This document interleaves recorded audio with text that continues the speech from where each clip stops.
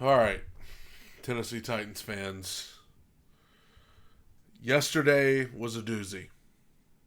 Nothing that we are watching today will possibly be able to top what we saw yesterday from Nick Wright and whatever show that is that he hosts that nobody watches. Today we're checking out NFL on NBC as they talk about AFC South predictions for the year. NFL on NBC, usually fairly reasonable. DraftKings Sportsbook is the number one place to bet touchdowns, and new customers can bet $5 and get $200 in bonus bets instantly. Plus, get 1 month of NFL Plus Premium. Download the app and use promo code BFT. That's how I know I'm getting older. It's because I'm just like, God, why are you so loud? Why are you so loud? Why are you yelling at me? Live when you sign up. All right, we've been previewing the divisions this year with something a little different than we've done in the past, just because it can get boring just to say, what do you think of this division? So it's Has she got a Colts? Is that a Colts jersey hanging back there behind her? I already don't kind like of a where yearbook this is style going. in advance superlatives, our predictions, our estimation of who the best or worst may be. And let's start with most likely to succeed. Offensive addition within the AFC South. Shireen, who do you have? I think it's pretty easy, Mike. It's C.J. Stroud because of what he did last season. I think we're already talking about him as one of the top 5 quarterbacks in the NFL. Now, yes, you are. You are talking about him as a top 5 quarterback, and I get it. He was tremendous last season. I'm not taking anything away from him. He's a good kid. He's a good quarterback. Has all the potential in the world. It's just that's a lot of pressure. That's a lot of expectation. A lot of expectation that he didn't necessarily have last year. Last year, everybody thought Houston was going to be bad. Thought they were a year or two away. And then they ended up exceeding that. But I just want to say it's a different situation this time. you've talked a lot about that sophomore jinx. How's he going to be in his second season? What did he do in the offseason to prepare and all those sorts of things? And we're going to find that out. But I think we're going to see an even better C.J. Stroud this season. You just look at that receiving core now that he has Stephon Diggs to go with Nico Collins and Tank Dell. They cut Noah Brown, who had 2 150-yard games for them last season because they're so deep at receiver. Dalton Schultz at tight end, Joe Mixon at running back. This is just an offense that has an opportunity here to be very, very explosive. And I get it. They do. They do. All right. I'm not gonna be in denial of it. The Houston Texans have a chance to be really, really good. Maybe even better than they were last year. I just still think it all feels a little too good to be true. Like she's listing all the guys. So Stephon Diggs, Nico Collins, Tank Dell, C.J. Stroud, Joe Mixon, Dalton Schultz. Yeah, they got all those guys. And it just, how many times have we seen it in the past when a team shows up and it's like, look how much talent they have. And then for whatever reason, it just doesn't quite work. I think C.J. Stroud is the best quarterback in that division. Yeah, well, obviously. 2021 was a long time ago, but not that long ago. I think Jonathan Taylor is going to turn the clock back. He had injury issues in 2022. Last year, the holdout plus injury issues and just all that acrimony and consternation about his contract. This year, everything's fine. Everything's good. Anthony Richardson, if he can stay healthy, it's a great 1-2 punch. And I think take a shot every time. Take a shot every time you hear. If Anthony Richardson could stay healthy, you would have liver failure if you took a shot every time these people said, if Anthony Richardson can stay healthy, what? If Anthony Richardson can stay healthy, what? You don't know what. Because he barely ever even played.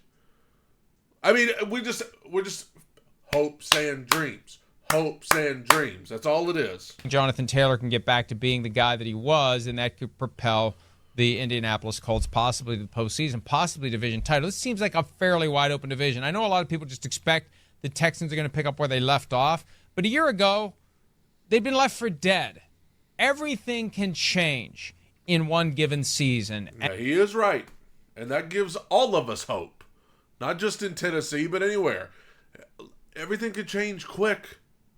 And it often does. Every year, there are teams who end up in the playoffs that we would have never guessed. Whether they win their division, whether they go as a wild card team, every year. And every year, there are teams that we think are going to be great and in the running to go all the way, and they end up not being what we thought they were going to be. We do all of this analysis all off season because we love football and we love talking about it. But at the end of the day, every year is a different year. And let's not act like Houston just blew everybody out of the water last year. They almost gave up the division to Gardner Minshew. I mean, they were 10-7, right? I mean, it's not like they just went 13-4 and ran away with it. They act like they did. And I get it. They're the favorite. They should be the favorite. And it might not be the cakewalk that we think it is for the Houston Texans. All right. Most likely to succeed, defensive edition. Shireen, who do you have? There are really some great defensive players in this division, and I hate to stick with the Texans on every one of these, but I like two players in particular on this defense. Will Anderson, now that he has Danielle Hunter opposite him, and Derek Stingley, I think is going to have another great year at corner. I'm going to go with Will Anderson. You know, he was the other first-round draft pick that the Texans took him had right after Stroud, and right? Played really well as a rookie. I think he's going to be better with Hunter opposite him and really taking him under his wing and teaching him some things. So I'm going to go Will Anderson. But this entire division has great defensive players throughout. There are a lot of players you can pick. When you're talking about a pass rusher, ideally you're on a team that has the lead more often than not in the second half, pinning the ears back, chasing quarterbacks, and getting more sacks. And I feel like Danielle Hunter has never really been appreciated the way that he should be. I remember interviewing him 7 years ago and looking straight up into the sky. The man is a giant. He is a great player. He was the fastest, or he had the most sacks of anyone in NFL history by the age of 25. I think that was the record that he set. He had an injury issue that wiped out a full season. There was a neck problem. You see what I mean? That's what I said earlier. Everybody just raving about Houston. Oh, look at all these guys on offense they have. Look at all these guys on defense they have. I get it. I know. I know they do. I know. Diggs, Stroud, Hunter, Anderson, Stingley. I know. Autry. I get it. It's just gift wrapped for them, isn't it? I don't know, man. These are always the teams that end up letting people down. All the pressure's on them. He's out of Minnesota for the first time in his career. That's the thing. You know who has the least pressure going into this season in the AFC South? The Tennessee Titans. Oh, nobody expected to do nothing. You got people predicting them to have one of the top 3 picks of the draft. They ain't got nothing to lose. Don't nobody expect nothing from them anyway. All of the pressure's on Houston, with a little bit on Indianapolis and a little bit on Jacksonville, but there is absolutely no pressure on the Titans at all. And I think that's something that is to their advantage. I think he's going to be special this year. I think he's going to be dominant. And I think some teams are going to wish they had gotten in the pursuit of Danielle Hunter when he was available in free agency. So we're heavy on the Texans, but there's a reason. They were pretty damn good last year. And they went out and tried to make themselves better, and Danielle Hunter will make that happen. Dynamic duo from the AFC South, Shireen. Well, this was a little bit hard in that there's not a quarterback and a receiver who've been together, who've been great. In other words, if you're going to pick Stroud, you're probably going to pick Diggs, who wasn't there. If have we seen enough from Will Levis? Have we seen enough from Anthony Richardson? I don't think so. So to avoid going Texans all the way through, I'm going to go with Trevor Lawrence and Christian Kirk, because I can pick my Aggie too. I know they drafted Brian Thomas, but I just think Christian Kirk is a big part of that offense for the Jaguars. We didn't talk. I'm not going to argue with that one because, like she said, there's a lot. It's hard because Stroud and Diggs haven't played together yet. Levis and Richardson haven't played enough yet. So yeah, I'm not even going to disagree. I would probably go Richardson and Kirk too, or not Richardson, Lawrence. I get my quarterbacks I don't like mixed up. We haven't even mentioned Trevor Lawrence's name, former number 1 overall pick. So I'm going to go Lawrence and Christian Kirk. See, I agree with you. We keep coming back to the same teams. And I wanted to give Will Levis a shout here because I think he could be good this year, but who's the guy that naturally fits? I'll say Trevor Lawrence and Brian Thomas Jr. because I think that is going to be a more impactful relationship than Trevor Lawrence and Christian Kirk. So we have half of our dynamic duos on the same page, but not on the rest. Who is Will Levis going to have a connection with? Well, I mean, you would hope Calvin Ridley for $92 million. Division King, AFC South winner. I have a feeling I know who your answer is going to be. Yeah, I'm picking the Texans. I think they're going to repeat as division champions. I think they've got a chance to be really special this year. I like what they did in the offseason. I love what D'Amico Ryans did in his first season as head coach. I like that coaching style. I like everything about this team. And they're going to have more of a target on their back simply because they did something nobody expected them to do last year. But people still aren't talking about them as a Super Bowl favorite. We're still talking about the Ravens. We're still talking about obviously the Chiefs, three-peating and all those sorts of things. So I still think they're under the radar slightly, Mike. No, they're not. I don't think so. Look, we know that there's 50% turnover in the postseason field, roughly 50% every year. Sometimes a little more, sometimes a little less. The challenge is figuring out which half made it that isn't going to make it back, and which of the teams that didn't make it is going to rise up. Last year, we wouldn't have dreamed the Texans would be one of them. I think they showed us enough. Thank you. I wish people would mention that more as they praise the Texans and act like, oh, yes, the Texans, we've always loved them.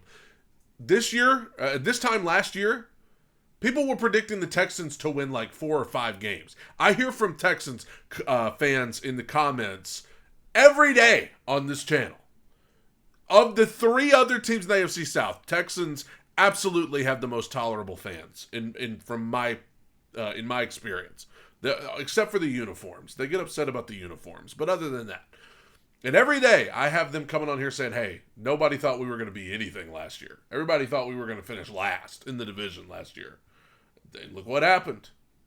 So I'm glad he mentions that. All these Texans lovers were Texans haters a year ago at this time. For us to think they'll win the division, the question because they thought, oh, D'Amico Ryans, first-year head coach. I mean, we can't really buy into this. C.J. Stroud, he's this young guy coming in. We can't really buy in. It happens every year. Or can they advance up the playoff tree? So even though I think the division is more wide open than we realize, and any of the 4 teams could win it, the Texans did enough last year, and they're the first team ever to go out and add a 1,000-yard rusher, a 1,000-yard receiver, and a double-digit sack specialist to come in and make the team better. They went all in. One Texas team said all in. One Texas team did all in. The Texans did all in, shade so I'll give them the benefit of the doubt for now. There's some shade being thrown I think by Florio. That's accurate. Unless they have a ton of injuries.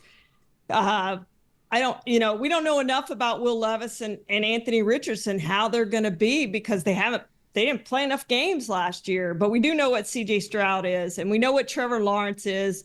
You know what? I'm fine with that. Every day I get on here and people say, oh, you just can't take any criticism of the Titans. You're a homer. You're all this stuff. You know what? I don't have a problem with what she just said, because that's the truth. What she just said, that I know these people want to get on TV and sound smarter than they are. That is the only analysis that you can really apply to Anthony Richardson and Will Levis. That's all I've been trying to say. So when I get on here and I got to watch Nick, whatever his name is, I can't even think of his name. When I got to get on here and watch him on first take knockoff, first things first, and I got to watch him sit there and say, well, they're not going to be good. He's not going to be good. Or this guy's, Anthony Richardson's going to be great. Will Levis is not. How can you make blanket statements like that on such little evidence? If Anthony Richardson could stay healthy, he's going to be great. Based on what? If Will Levis isn't going to be good, I don't like what I've seen from him. Based on what? We don't have you have a bigger sample size on Levis than you do on Richardson, but with a worst offensive line in the league and hardly any weapons last year. It's a totally new offense. So I'm not here to say that everybody should just be championing the cause of the Titans or Will Levis or anybody like that. I'm just merely saying you haven't seen enough of them, and especially in the context of a completely new roster, completely new team. Like, how could you... All you can really say is what she just said. Who knows? Who knows? I do like the Jaguars. I think they've got a chance to win that division, but they need to get it done again this year because they failed last year. They didn't hold on to the division lead when they should have, and the Texans swiped it from them. And so now they've got an opportunity to come back this year. And I think Trevor Lawrence is a really good quarterback, but they're another team that needs to show they can consistently win the division and get into the postseason and succeed. Okay, you have a chance. Well, she's right. They do. They did give it up last year. Trevor Lawrence has been paid a bunch of money, and he needs to prove that that was not a mistake by Jacksonville to pay him that money. After watching the clip from First Things First yesterday, this was cake. This was easy peasy. This was like, I can move on from this and not think about it. That crap from yesterday, I still, like, unbelievable. Have a good day, everybody.